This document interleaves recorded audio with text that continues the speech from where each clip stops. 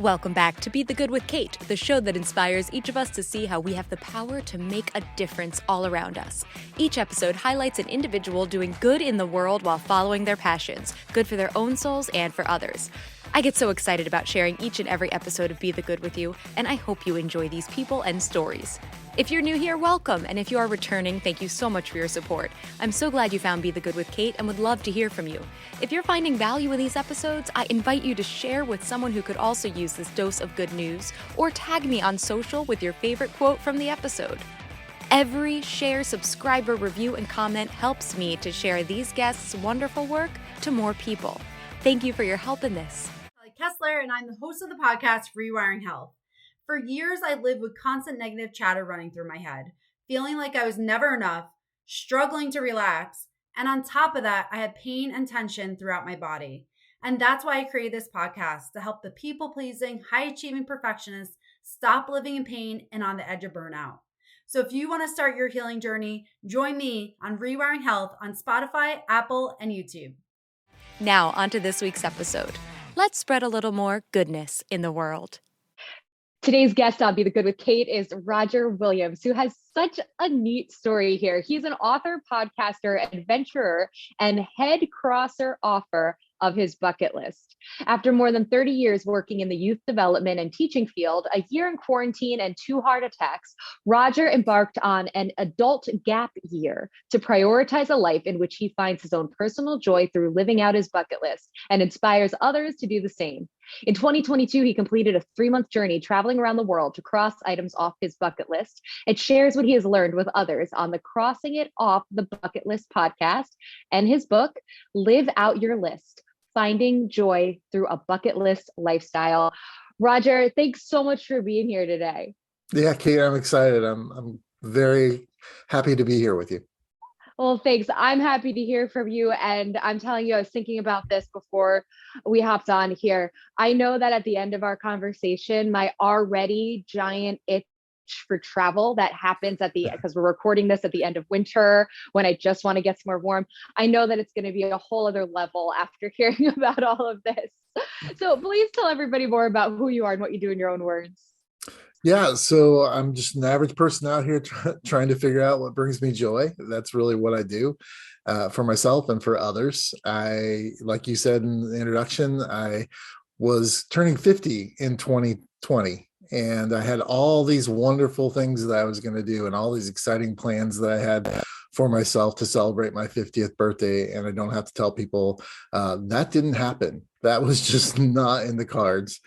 And so it got me thinking about, where I found my self-worth and what my life was going through, what I wanted to do with it and how I wanted to be known. And in the end of 2020 in December, I had a heart attack, which just facilitated that conversation being even stronger in my head. And I just woke up one day, and like most Americans, 95% of us would say that we have a bucket list, but only 40% of us have it written down and do anything about it. And so I decided I wanted to be a part of that 40%. I didn't want to just think about it and push it off. And, maybe one day things go along. So I went on all my social media accounts and changed my job description to be the head crosser offer of my bucket list. And part of that is that, that question that kept coming up in my head was the same question we ask everybody, when we first meet them. It's like, well, what do you do? And the response typically is who you work for and what you do to earn money from them. And so I wanted to change that conversation for myself and the other people that I met, that I didn't want to answer that question with what I did. I wanted to answer that question with who I am. And who I am is somebody that's out finding joy in my life and, hopefully helping other people do that same. I feel like that's such amazing advice right there of answering that question with who I am, right? Not what I do. And it's totally the gut reaction. What do you do? And filling in that blank. So I love that. Roger, now tell us more about the path from, it's kind of a 2-parter here. I'm curious about the path from that moment after the heart attack when you made this decision that you were going to focus on your bucket list, and then also how that went from you doing your bucket list to then having a podcast as well and bringing others into this world. Yeah. So the one top of the thing list on the top, the one thing on the top of my list was to do the Camino de Santiago in Spain, which is a 500-mile trek across northern Spain. It takes about 30 days that you walk. And I had been, again, it was in my head for about 11 years. So I'm going to do this. And I bought books and I watched YouTube videos and all this stuff, but I never did it. And so that was the first thing that I wanted to cross off my list. And so I planned the trip in the middle of the pandemic. I woke up many mornings. First thing I did was Google EU and open on the Google machine, because we were still in lockdown. Everybody was still in lockdown. So I don't think it was like 2 months before my plane left that I knew that I was actually going to be able to get to go, and that Spain would be open and I'd be able to walk. And in that time period, I just kept thinking to myself, well, there's got to be other people that are feeling the same things that I am. And so I talked to a friend and said, hey, I'm thinking about doing this podcast and I'm going to go on this trip and I'll interview people on this trip. And he just looked at me and he said, that's a perfect idea for you. He said, I have stood next to you and witnessed you meeting new people and getting them to tell you their story. And so it was just a natural fit for me that I would do this. I released a couple of episodes before I left on the trip, but on the trip, I really just decided that, this is my experience and it's these people's experience that I'm walking with, and, putting this thing of trying to, interview people and folks, I was like, I'll just pitch that and experience what was in front of me. And so that's kind of what happened. I came home and I went back to work. The office was open then. And I went into the office, and somebody I had worked with who was a close friend for almost 4.5 years said, how was your trip? And I said, well, let me show you. And I whipped out my phone and opened this Instagram reel where I had made pretty much just like a slideshow to music of all the selfies that I had taken with people that I met along the way. And after she watched the 30 seconds, she was like, I've never seen you that happy. And I was just like, I was blown away for two reasons. The first one was I was super glad that she could see that. Like, she could see the joy that I was experiencing in that moment through those photographs. And then the other side of that was, holy cow, I've worked with you for 4.5 years and you've never seen me that happy. There's something wrong there. For me, there was. And so a month later, I quit my career and decided that I was going to, raid the retirement fund and take a year off and just do things that brought me joy. And when that happened, I decided, well, I'm going to reinvigorate this podcast. And I started mid-November of 2021 and just haven't looked back. And it's been a complete joy. I'm reaching 100 episodes, which is a huge milestone for most podcasters. I've doubled the amount of episodes that I put out, and I just really love it and enjoy it, being able to tell other people's stories about how they've crossed things off their bucket list. That is so fantastic. And there's so many moments I wanted to dig deeper into, but one that I will just highlight, and it almost seems like something small that you mentioned, but it's a really big thing because it's come up in just my observations over recent years a lot, is that idea of when you're out and about meeting people, that you get them to tell you stories. And that's something that I know that I've always loved. That's my favorite part. As soon as someone introduces themselves to me, I start asking them about themselves, and you find out these amazing stories. And I didn't realize how unique that was until recent years, right? You realize that a lot of people don't ask questions, or they talk about the same things over and over. So I'm so glad that your friend highlighted that, you realized that, and then it led to like, oh my gosh, I should delve deeper into this, which I know I feel that same way. I'm like, oh, I love asking people questions, so let's do something about that. And now we both have shows where we get to do that exact thing. Yeah. And I think that's a key to podcasting, right? If it needs to be natural, it needs to be something you're into. It needs to be something that comes very easily to you. And so I've actually started a second podcast with my life partner, and she and I review TV shows that we've binge watch that just came out a couple months ago. And then I've got a third podcast coming out in July that's going to be about men's mental health and trauma and generational stuff and toxic masculinity and all those kind of things, because those are things I'm interested in. And I'm super lucky that I have this very wide group of male friends. A lot of guys don't have that, where they've got good male friends. And so I'm just going to interview my friends and say, well, what's going on here? How have we gotten to this point? I've already recorded the first episode, and it was with my best friend for 38 years. And we're extremely different. I'm very liberal. He's very conservative.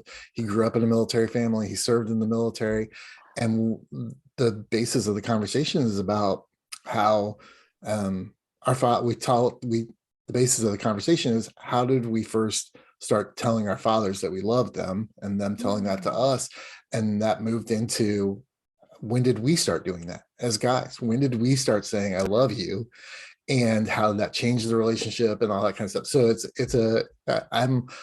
but it's also very dudeish. It's not, it's the feel is very dude, man show back from the 90s, not as, sexist, but we're raw, and it's a very different kind of conversation than I have on the Crossing It Off podcast, or To Call the Binge Wife, which is the one I have with my partner. And yeah. And so my hope is that, other men can listen and really enjoy the conversation, but take something away from it. It's not that we have a direct view on things. It's just, we're just gonna have a conversation, and whatever comes of it, and hopefully it's a good outcome for people. That's fantastic. Now, this episode here will come out about a couple weeks to a month before that. So be sure that you send that to me, and I'll make sure we share it as well, because that sounds very needed. Very needed. It's called Bring It In, Bro. I love it. I love it. That's great. Wow. You're keeping so busy. So, and that is in addition to, of course, exploring your own bucket list. So I have to ask you, when you started creating your bucket list, did you have a number that list came out to that you remember, or was it a constant add-on? Yeah. So there's two things about the bucket list for me. First is that I think it's very, very valuable, and I talk about this in my book, of setting an intention for your bucket list, that there needs to be a reason why you do this. If it's just a list of things to do because you saw people riding in balloons in Cappadocia, or you saw somebody on the top of Machu Picchu, or somebody at the sunrise at Angkor Wat in Cambodia, that's not necessarily the best reason to have a bucket list. So for me, my intention for my bucket list is to build community, whether that's with people that I've known for a long time, or that it's people that I've just met. So like for the Camino de Santiago, it hit just perfect, because you just meet all these people from all around the world and build friendships and relationships that, if you want, in this day and age, you can carry on. It doesn't cost me anything to WhatsApp my friend in the UK. It doesn't cost me anything to make a Facebook phone call to my friend in Italy or Israel, or wherever they're from.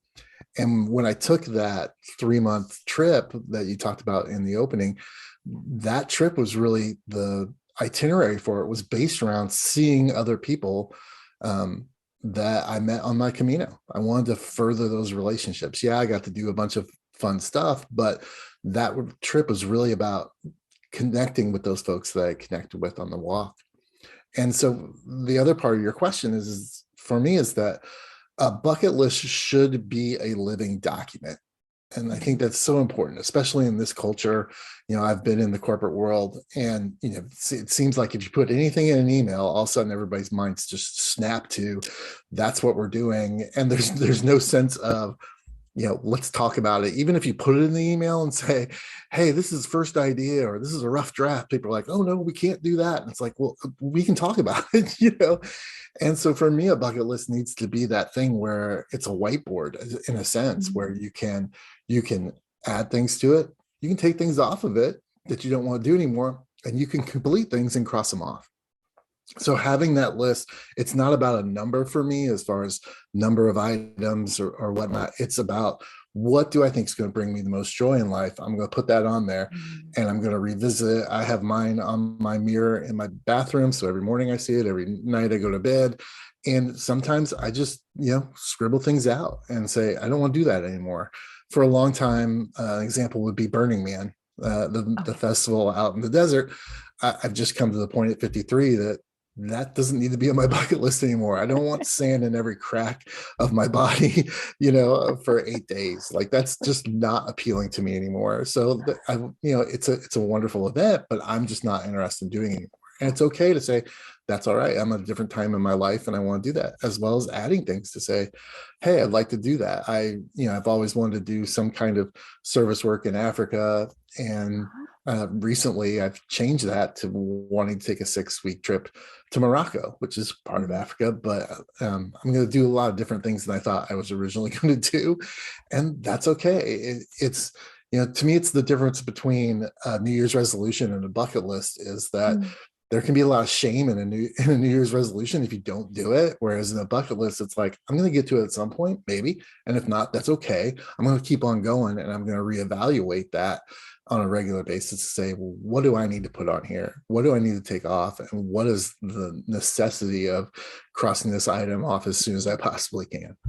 That's a great perspective on the idea of bucket list too, that you don't have to feel so obligated to everything. Yeah, absolutely. Now, Roger, in talking to so many guests on your podcast and in all these people you're meeting through your bucket list, which I love this theme of community with it, what have been some or a highlight of someone else's story of like a good news moment through them finding their community and bucket list and just kind of all under that theme? Oh gosh, with almost 100 episodes, I don't know how much time you have. So I think, when I'm interviewing folks and I start to really smile and like get into it is when I ask the question, how have you been transformed? And the good amount of time is that people say, by completing this thing off my list, I gained confidence in other areas of my life. And I get that. And it resonated with me too, because when I completed the Camino, if you don't know a lot about the Camino, there are people that do the Camino like every year. They walk these 500 miles and they get into it and they're passionate about it and they love it. And when I got done and I was in that square, in that plaza, looking up at the cathedral with those amazing spires, I just thought, what's next? For me, I had to do, I talk about this in the book, I had to do something where I completed it and it was a major thing. I'm an Aquarius, so like I have a fantastic idea every 5 seconds. So my attention span on doing stuff can be short, and so to complete that and show myself that I could do that, and save the money, take the time off, physically walk the distance, all those things for me. When I was standing there, I just thought, what's next? Because I can do this. I have the confidence now that I can go out and accomplish whatever it is. And I don't necessarily think that in all the episodes that I've done, that it's necessarily been these massive, huge things that happens to people and they feel that feeling. It's more about just doing the task or doing the item off your list. It doesn't matter what it is. I'm a big proponent that a bucket list doesn't have to be these huge exotic trips everywhere. I mentor someone and she's like, I don't travel. I don't want to travel. It's not my thing. And I said, okay, well, what are you into? And she's like, I really love Thai food. And I said, okay. And she said, but I can't make it. It's very difficult to make. I said, well, why doesn't your bucket list just be 12 recipes? We'll go for a year and we'll see if you can just work on one recipe each month, make it once a week and try to perfect that. And that's what her bucket list became. It became these 12 Thai dishes that she wanted to learn how to make. And every month she crossed one of them off. It wasn't very expensive. You don't have to spend all this money and do stuff. I've had people on the show that, just reconnected with their children or forgiven their mom about, something that happened when they were younger that caused them trauma. So that's another thing about the bucket list is if you go back to the movie that came out in 2007, those two characters did all those crazy things. Like they went to the Himalayas and they went to the top of the pyramids and they did all that stuff. But when it came down to the end of the movie, it was about the best thing that they could do with the remaining time they had was heal those relationships with their family. And so that's what I want people to think outside the box of the hashtag bucket list that they might see on Instagram and these Instagrammable moments, these honeypot destinations. Your bucket list can be whatever brings you joy. It doesn't have to be a prescribed thing, and it doesn't have to cost you a bunch of money, and it doesn't have to take a bunch of time. It's whatever brings you joy. The parallels too that, I've coaching clients, health coaching clients, and we talk, sometimes it's that goal of being able to take a 20-minute walk pushing your grandchild in the stroller. And that's a huge thing. And I love that that's completely transferable. That could be called your bucket list item, and like you said, a living, breathing thing that could become something different and it can be health focused. Or I've heard therapists talk about, these goal settings that could absolutely be transferable to this bucket list, and the whole umbrella aspect of what brings you joy and how you want to live your life in that remaining time. So I'm a little obsessed with this whole theme here today, Roger. So please tell me about any mantras or quotes that you've gone back to over the years when you are forging your own path with this whole journey you've been on so far. Yeah, for me, it's definitely, it is what it is. I just can't stress that enough as a good mantra. It is what it is. And it helps me control my anger. It helps me control my frustration. And when, you're walking 500 miles, which, over a month that equates to probably about 15 to 22 miles a day, it is what it is. And I'll get there and it'll be fine. And I think that that's a dangerous place to be. It's sometimes that people, if you hear people say that, those are dangerous people because, there's not going to be anything that, throws them off. I'm a just more stable person because I accept whatever's in front of me. I accept whoever's in front of me, right? I can't control people. I can't control the weather. I can't control, a lot of things in life. And if you just accept that and say, it is what it is, then you can get through whatever it is that's in front of you. Fantastic. Fantastic. And now a question I've been asking all guests as of late that I'm loving hearing the responses to: if someone came to you and said, I love what you're doing, I want to make a difference too, but I don't know where to start, I feel overwhelmed, is there any advice you'd give them? Yeah, it's going to be a quote. Great. and I hope I get it right, but it's from Bob Moses, who was one of the founding members of SNCC during the civil rights movement in the 60s. He went on to create the Algebra Project that spread all over the United States. And he says, don't think of necessarily starting a movement.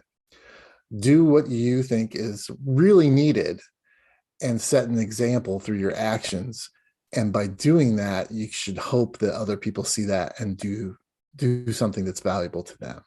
And that's just what I try to do. I just try to do what I believe to be the right thing and the best thing for me and hopefully for others. And by setting that example of doing the right thing, hopefully that spreads. So the example that I give is something that other people can take. And it may not take the same form of action that I do, but that's great. It doesn't matter. I just want people to reach out and figure out what their passion is and what they think is to do right and do that. And hopefully other people see that example and do the same. That's so spot on. Thank you for that, Roger. And I just have to add in one more question. Can you share with us what your next bucket list item that you have your eyes on is? So I've got 3 this year. One is crossing off all 50 states. I've been to 48. I've been lingering at 48 for a while. And so I've got Alaska and North Dakota to cross off. So I'm hopefully going to get that.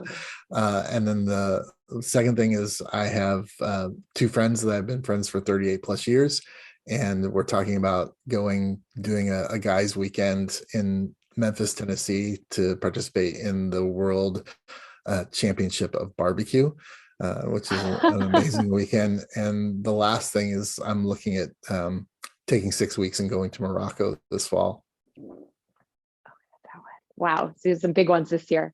Amazing. Yeah. Amazing. Roger, thank you so much. Please tell everybody where they can find you and follow your adventures online. Yeah, the best place to go is crossingitoffpodcast.com. You can listen to the podcast. You can see my book and figure out how to order that. And you can also engage with me if you're looking for mentoring services for your bucket list. Great. And I hear that you're always ready to talk about Ted Lasso, huh? Yeah.